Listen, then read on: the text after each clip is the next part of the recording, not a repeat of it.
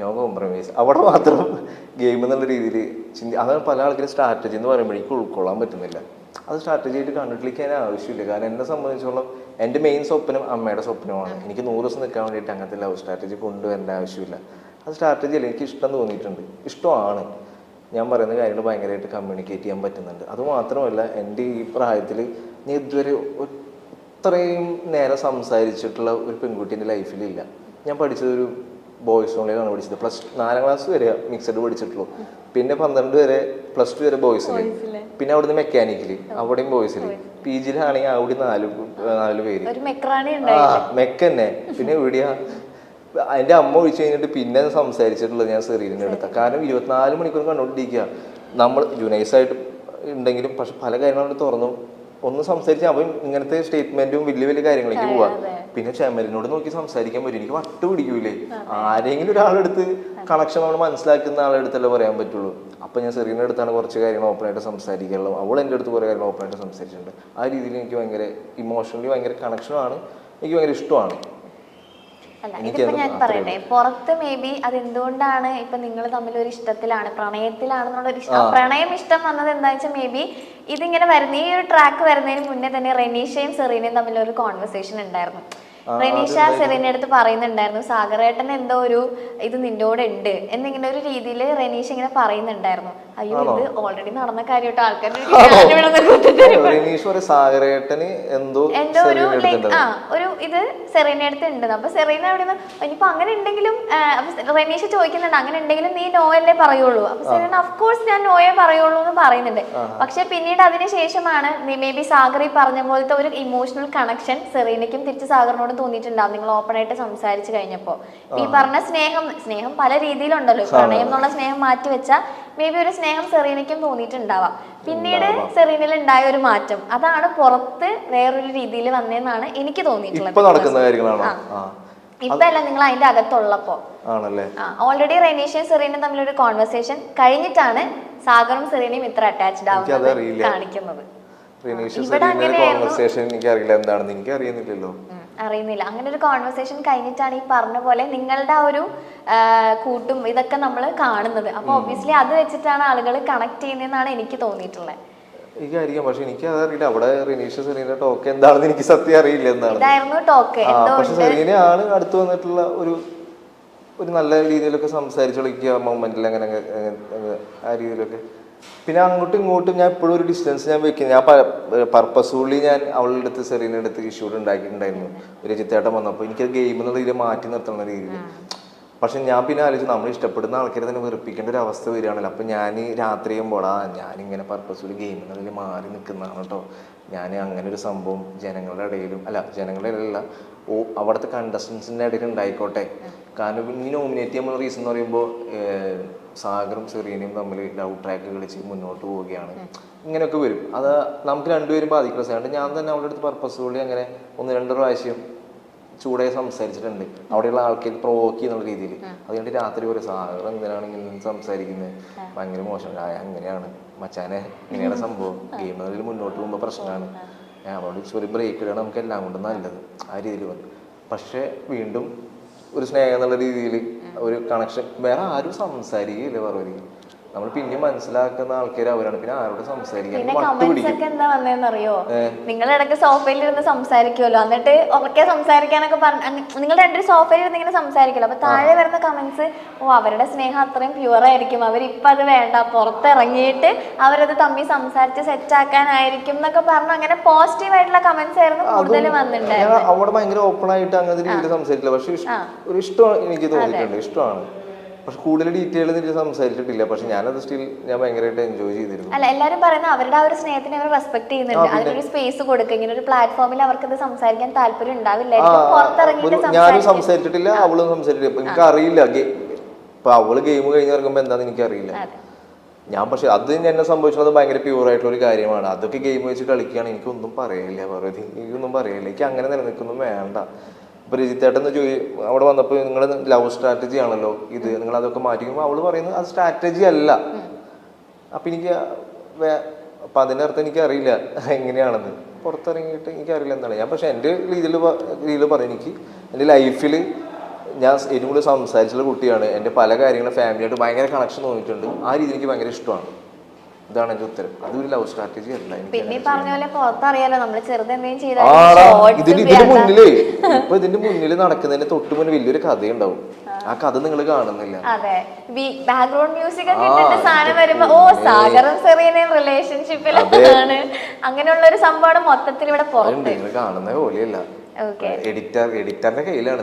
എഡിറ്ററിന് വില്ലനാക്കാം, നായകനാക്കാം, എന്ത് വേണമെങ്കിലും ആക്കാം. ഓക്കെ, ഇപ്പോ റെനീഷയുടെ സെറീനയുടെ കോൺവെർസേഷൻ കഴിഞ്ഞു, നിങ്ങളുടെ രണ്ടുപേരുടെ സംഭവത്തിലേക്ക് എത്തി. പിന്നെ മൂന്നാമത് വരുന്നത് ആ ലവ് ട്രയാങ്കിൾ ആണ്. ഓക്കെ, പിന്നെ അതൊരു ട്രോളായി ഇവിടെ. അവിടെ എത്തിയപ്പോഴേക്കും സംഭവം പിന്നെ എല്ലാരും ദൈവം ഇത് എന്താണ് നടക്കണേന്നായി. ഇത് വേറെ പ്രശ്നം.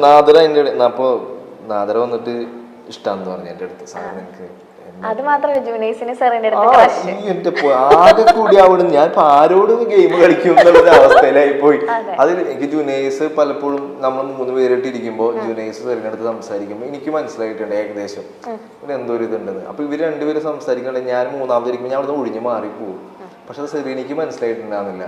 അപ്പൊ സെറീന ഒരു ദിവസം ഇത് മനസ്സിലാക്കിയ ദിവസം എൻ്റെ അടുത്ത് പറഞ്ഞാ സാറും ജുനൈസ് എൻ്റെ അടുത്ത് ചെറിയൊരു ഇഷ്ടമുണ്ട്. അപ്പൊ എനിക്കത് നേരത്തെ അറിയാം, എനിക്കത് നേരത്തെ തോന്നിയിട്ടുണ്ട്. അതുകൊണ്ട് ഞാൻ എങ്ങനെയും അവർ ഗ്യാങ്ങിൽ വരുമ്പോൾ ജുനൈസ് എന്തെങ്കിലുമൊക്കെ എന്നെ പറ്റി ഇങ്ങനെയൊക്കെ പറഞ്ഞ് എന്തെങ്കിലുമൊക്കെ പറയും. ഞാൻ നൈസായിട്ട് എപ്പോഴും അതിന് രണ്ടുപേരും സംസാരിച്ചു. എനിക്കത് മനസ്സിലായിട്ടുണ്ടായി. പക്ഷെ സാർ എനിക്ക് എപ്പോഴും മനസ്സിലായിട്ടുണ്ടാകുന്നില്ല. പിന്നെ നാദരയുടെ കാര്യം എന്ന് പറയുന്നത് അവൾക്ക് തുടക്കത്തിൽ എന്നെ ഇഷ്ടമുണ്ടെന്ന് പറഞ്ഞിട്ടുണ്ടായിരുന്നു. ഗോപിക ഞാൻ പിന്നെ ഇപ്പോൾ വിളിച്ചപ്പോഴൊക്കെയാണ് പറയുന്നത്, ഗോപിക എടുത്ത് എന്തോ പറഞ്ഞിട്ടുണ്ടായിരുന്നു ഇഷ്ടമാണ്. അതുപോലെ തന്നെ അവളെൻ്റെ അടുത്ത് ഇഷ്ടമാണ് ഒരു കാര്യം അവൾ എൻ്റെ അടുത്ത് പറഞ്ഞു. എനിക്കത് ഭയങ്കര സ്ട്രൈക്കിംഗ് ആയിട്ട് തോന്നി.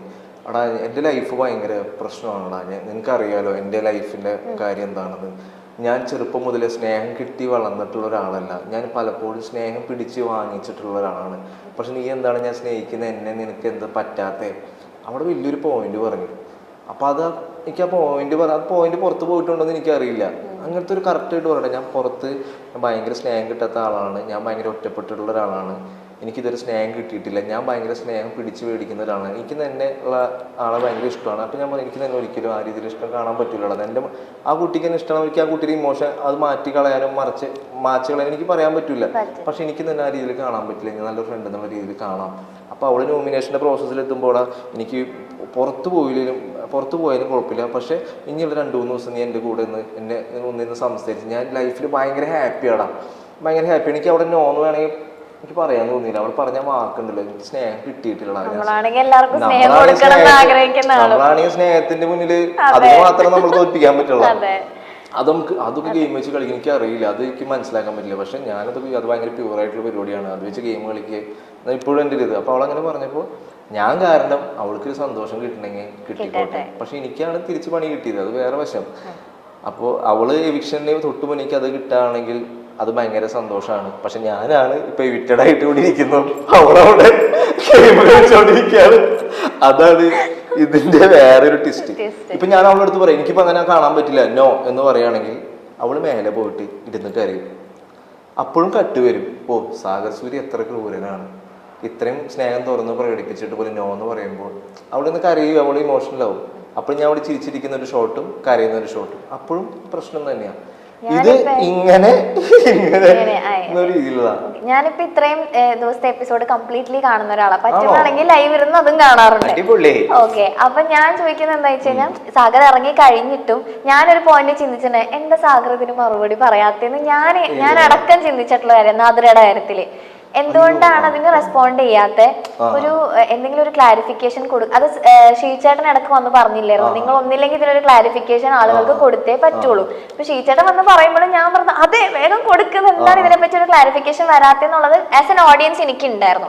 പക്ഷെ പിന്നെ സാഗർ ഇറങ്ങി കഴിഞ്ഞിട്ടാണെന്ന് തോന്നുന്നു അവിടെ ഒരു കോൺവെർസേഷനിൽ പറയുന്നുണ്ടായിരുന്നു ഷീച്ചേട്ടൻ അടക്കം സെറീന അടക്കം എല്ലാവരും നാദിരയുടെ ഇമോഷനെ അത്രത്തോളം സാഗർ റെസ്പെക്ട് ചെയ്തിട്ടുണ്ടെന്നുള്ളത്. ആ ഒരു പോയിന്റാണ് സാഗർ ഇപ്പൊ ഇവിടെ നിന്ന് പറഞ്ഞിട്ടുണ്ടായിരുന്നത്. അപ്പൊ മേ ബി ആ ഒരു കാര്യം തന്നെ ആയിരിക്കുമല്ലോ, ആ ഒരു ഇമോഷനെ റെസ്പെക്ട് ചെയ്യുന്നുണ്ട്. പിന്നെ ഒരു 100 പ്രാവശ്യം അത് പറഞ്ഞിട്ടുണ്ട്, എനിക്ക് അങ്ങനെയില്ല. പക്ഷെ ഇത് പുറത്ത് വിടുണ്ടോ എന്ന് എനിക്ക് അറിയില്ല.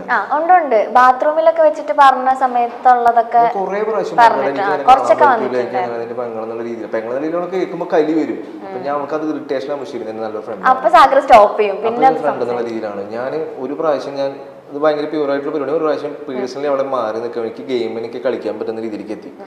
മീൻസ് കുറച്ചൊക്കെ ഇവിടെയൊക്കെ നമ്മൾ എഫർട്ട് ചെയ്യുമല്ലോ, എത്ര ഇല്ലെന്ന് പറഞ്ഞു. ഞാൻ ഇത് എൻ്റെ ലവ് സ്ട്രാറ്റജിയാണ്, ഞാൻ പറയാത്ത ആളാണ്, ഞാൻ പർപ്പസ്ഫുള്ളി അത് പറഞ്ഞതാണ്. എന്നിട്ട് അവളവിടെ പോയിട്ട് ഭയങ്കര കരച്ചിലേക്ക് ഭയങ്കര ചേട്ടാ ഞാൻ എല്ലാവരുടെ ഇടയിൽ അങ്ങനെ ഒരു സംഭവം പറഞ്ഞാണ്, നമുക്ക് ഇത് ഉണ്ടാകാൻ വേണ്ടിയിട്ട് സെറീനയെ പോലെ തന്നെ അങ്ങനത്തെ ഒരു ഇഷ്യൂ ക്രിയേറ്റ് ചെയ്താണ്.